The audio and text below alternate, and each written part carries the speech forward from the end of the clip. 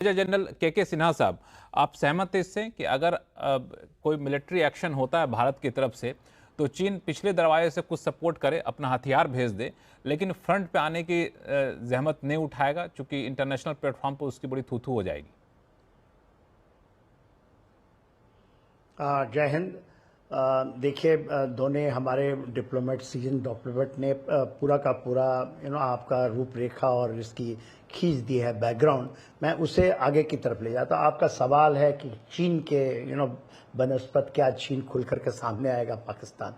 देखिए, चीन जो है, यदि आप पाकिस्तान और चीन की संबंध को देखेंगे तो 47-48 से तो नहीं था ये। 1963-62 वॉर जब हुआ और हमारी मूर्खता से हम अपने पूरे मिलिट्री पावर को भी नहीं यूज़ किए, एयर पावर तो यूज़ ही नहीं हुआ, और हिंदी चीनी भाई भाई, Panchsheel, all those thing failed miserably, और India didn't lose that battle. 62 is a debacle, और उस समय भी शायद उस समय जमाने में भी हम सक्षम थे करने वाले, हमने किया नहीं।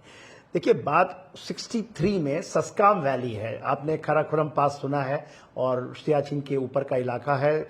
वो खैरात में जो गिलगित बाल्टिस्तान का 78,000 स्क्वायर किलोमीटर का 1740 किलोमीटर उसने पाकिस्तान ने चाइना को दे दिया, अक्साई चीन के 7 साल का लगता वही इलाका, और सोचा कि हम उसके गुड बुक, वहां से उसकी शुरुआत हुई थी। और उसके पहले 60 में 47 मत नहीं जाऊंगा यदि ये, क्योंकि इतिहास है 47-48 में क्या हुआ। 60 में हमने इंडस वाटर ट्रीटी, तो that time we felt it, क्योंकि मिलिट्री डॉक्ट्रिन का हिस्सा होता था इवन दैट टाइम। तो वी थॉट कि हम लोगों ने शायद 63 में आवाज हुआ था कि इसको आप सस्पेंड कीजिए, एब्रिगेट कीजिए, नहीं किया गया। वहां से इनकी रिश्ता शुरू होता है, और मैं बाद में नहीं जाता हूँ। 65 में उसने कभी कुछ नहीं किया, 71 में कुछ नहीं किया। 71 में आप ये बताइए, यहाँ पर बे ऑफ बंगाल में 7th fleet united states of America was there, और इधर यूके की जो अरेबियन सी में, और बे ऑफ बंगाल में अरेबियन सी में उनकी एयरक्राफ्ट कैरियर ऑफ यूके थी। और उस समय ईस्ट पाकिस्तान को सपोर्ट था, चाइना भी उसके साथ में था, उसकी पूरी थी। पर चाइना तो उस समय भी, क्योंकि उसको पता है कि यदि होगा तो बुरी हालत होगी, उस समय भी उसकी पता लग गया था। 62 के 67 में उसको पता लग गया था। आप यदि नाथुला और सायला की लड़ाई, वो सब शायद इतिहास के पन्नों में दब गई है, उसी समय उसको पता लग गया था कि नहीं, हम ये कर नहीं सकते। 99 में मैंने लड़ाई लड़ी है। 99 की लड़ाई के ऊपर में बहुत, और हम तो पाकिस्तान के उस धरती से जो कि गिलगित बाल्टिस्तान का हिस्सा है, कुछ जगहों को हमारी बटालियन ने, जब मैं सीओ था, हमने कैप्चर किया। वो अभी आज भी हमारा हिस्सा है, और उसको हम दिखाते नहीं, बात वो दूसरी है। देखिए, अभी शायद इस जंग के बाद हम दिखाना शुरू करेंगे, पाकिस्तान का हिस्सा हो। हम लोग स्ट्रैटेजिकली लूज कर जाते हैं, चाहे 71 के बाद 72 लूज के टेबल के ऊपर में, और जिसमें आया उस समय भी 99 में इसने बोला था उसको कि आप करो, आप जाओ। मुशर्रफ साहब गए थे लॉन्च करने से पहले। वो उस समय जो अभी इनके शहबाज शरीफ के भाई साहब थे, वो तो कहते हैं पता नहीं, उनको पता था, वो भी उनको भेजे थे, वहां से जा करके इनको एश्योरेंस मिला था। 99 में इनिशियली तो बड़ा ये दिखा रहे थे कि हमने इतनी जमीन ले ली कारगिल के इलाके में, मगर उसके इसमें हेल्प पे तो नहीं आया। चाइना पागल कुत्ता तो है ही है वो, बट वो जो उसकी मिडिल कहते हैं किंगडम की सिंड्रोम है, येलो रेस वाली सिंड्रोम, उनमें लड़ने की फितरत नहीं है। सामान दे दो, मगर ये जो सामान दिया है, आप देखिए, J-17 सबसे बड़ा जो मिलिट्री, आप ये कहेंगे कि सबसे बड़ी चीज जो चाइना से उनके पास में है, J-17, उसने 17 एयरक्राफ्ट दिए थे म्यांमार को, सारे के सारे म्यांमार ने वापस कर दिए, क्योंकि ये तो उड़ते ही नहीं। जब हमारा यह गलवान हुआ था, तो आपने सुना होगा सकरदू जो एयरबेस है, वहां पर भी इनके J-20 आए थे। J-17 पाकिस्तान को कहा आप ले आओ, ला नहीं पाए, वो स्वात में बोला। तो चाइना को भी पता लग गया कि सी जिनपिंग ने बहुत बड़ी स्ट्रेटेजिक मिस्टेक्स किए हैं। उसमें CPEC एक बड़ा हिस्सा है। CPEC जब आया था 2015 में, तब भी हम लोगों का विश्लेषण यही था, क्योंकि हमारी धरती से, हमारे पीओके से आया ना, पीओके या गिलगिट बाल्टिस्तान से होता हुआ नीचे की तरफ जाता है गोद्वार की तरफ। वो उसने अपने कब्र के ऊपर में, अपने कॉफिन के ऊपर में पहला ताबूत चाइना ने डाला था। और जब वो स्ट्रिंग ऑफ पल उल की बात करते थे, बोरा साहब ने बड़ा अच्छा समझा दिया नीचे, जो स्ट्रिंग ऑफ पल कहते थे कि हरमन टोटा है हमारा, हम आ जाएंगे गोदार से, फिर हम बांग्लादेश में चिटगांव की बात करता, वहाँ पहुँचे हुए हैं ये लोग। और ये जो आप आइलैंड हैं उधर सिथवे की बात होती थी। तो वो सारा का सारा failure, and it is a big failure. जो मलाका डिलेमा है, कि मलाका है ना, स्ट्रेट ऑफ मलाका, यदि हम स्ट्रेट ऑफ हार्मोज एंड स्ट्रेटेजिकली जब मैं बात करता हूं, तो मलाका डिलेमा तो उनका बरकरार है। Any time in will be blocked, and Indian navy has become that strong कि ये चोक पॉइंट, वो तो डिलेमा ऐसे ही बरकरार है, और गोदार तो कहीं है ही नहीं। 2025 हो गया, 2012 में यदि आप नहीं कर तो 2015 में उन्होंने डिक्लेयर किया था, 10 साल हो गए, उसमें से एक गाड़ी ये इनके जो सी पैक के कॉरिडोर में चली नहीं है। और वो हमारा जो सपना है, जो मेरी भी ख्वाहिश है कि शायद आप अपनी कंडखाल में देखेंगे, जो पीओके या गिलगिट बाल्टिस्तान जो हमारा ज़मीन की धरती इन्होंने अपनाई है, तो वो एक स्ट्रैटेजिक टाइमिंग तो आया ही है। चाइना, जैसे बताए, कभी भी आप ये रेस्ट अश्योर करके चलिए, चाइना उसने आपको पिन प्रिक करके, उसने पाकिस्तान का 2015 के आसपास में कहीं इन्होंने कन्विंस किया कि हम एक हाफ फ्रंट और खोल सकते हैं, वो टेररिस्ट अल बदर करके। टीआरएफ को तो आज आपने बताया ना कि कोई ऐसी चीज है ही नहीं। वो लश्कर तोयबा जैसे मोहम्मद जो तंजीम है, हिजबुल मुजाहिदीन का एक ऑप्शन नाम डाला कि भाई ये लश्कर सचकर नहीं चलेगा, अल्लाह की आर्मी नहीं चलेगी, तो इसको नाम दे दो टीआरएफ। ये एक अलबदर करके ये मान के चलाई थी। हाँ, अलबदर। सिन्हा साहब, ये मान के चला जाए कि आप कहना चाह रहे हैं कि चीन ने भले ही जो भी समर्थन देने की बात करते हो, समय से पाकिस्तान की मदद करता हो सी पैक के जरिए अलग अलग तरीके से, लेकिन किसी भी तरीके से फ्रंट पे आना नहीं चाहेगा। ये आपकी भी राय यहाँ पे निकल कर सामने आ रही है।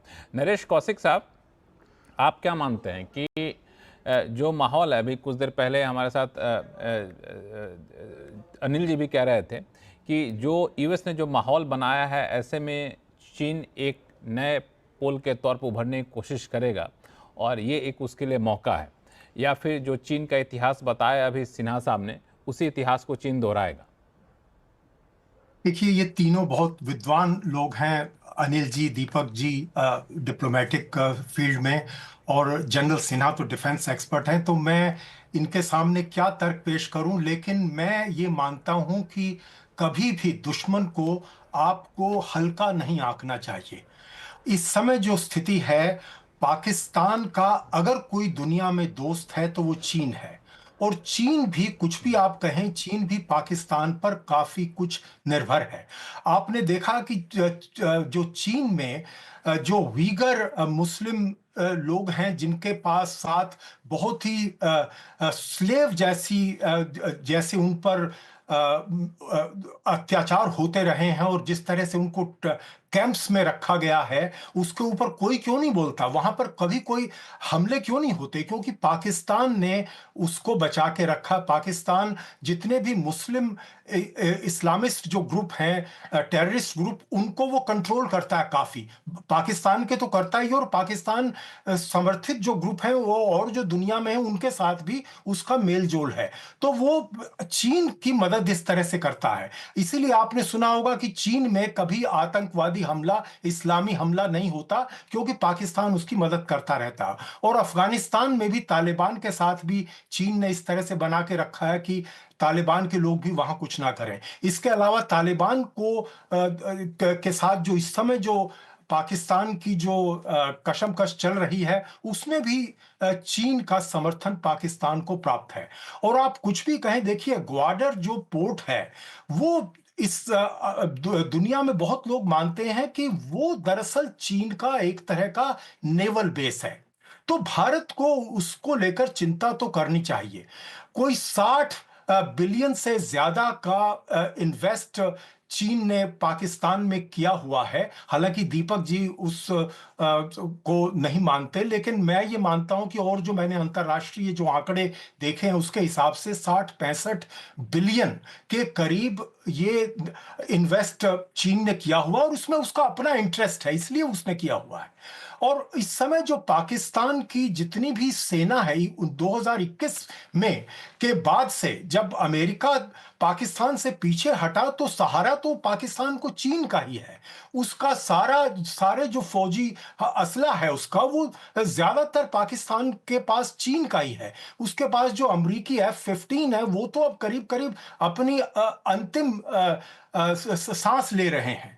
तो इसलिए आप उनको अभी JF-17 उन्होंने चीन के साथ मिलकर बनाया है, और चीन ने अभी कुछ दिन पहले ही वहां पर, जैसी हमने रिपोर्ट्स सुनी हैं, देखी हैं, PL-15 जो मिसाइल है, जो कि काफी आधुनिक मिसाइल है, लॉन्ग रेंज वाला एयर टू एयर मिसाइल है, वो चीन ने पाकिस्तान को दिया है। और जो पाकिस्तान का जो JF-15 जो एयरक्राफ्ट है 17, उस पर ये PL-15 लगा हुआ है।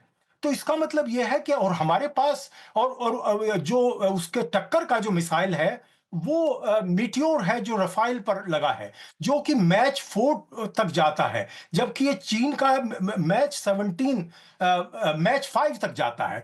तो मैं बात ये कह रहा हूं कि आप दुश्मन को कम मत आंकिए, और अगर कोई लड़ाई होती है तो ये बात तो सही है कि चीन पाकिस्तान के साथ नहीं आएगा, लेकिन जो बहुत जरूरी होता है किसी भी सैनिक मुठभेड़ में, वो होता है लॉजिस्टिक सपोर्ट।